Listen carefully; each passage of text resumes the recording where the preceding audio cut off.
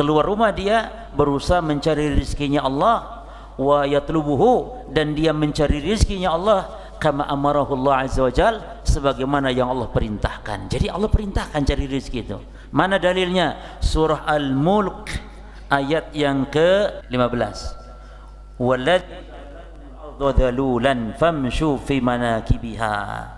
Dialah Allah yang telah menjadikan bagi kalian ini bumi zalulan, mudah untuk dijejaki, maka famshu, maka melangkahlah, berjalanlah, fi manakibiha, di penjuru-penjuru bumi. Ini perintah merantau cari rezeki jemaah. Ada yang berangkat di dalam negeri ya, keluar kota, keluar pulau, tidak masalah, ini perintah Allah. Atau masih di satu desa, masih berangkat ke pasar sini, ke pojok situ ya, yang jelas keluar, menunjukkan cari rezeki, jangan di rumah.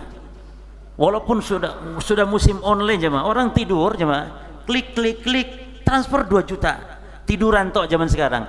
Yaitu tetap usaha ada, kan dia beli barang ya, keluar. Cuman caranya sekarang online boleh.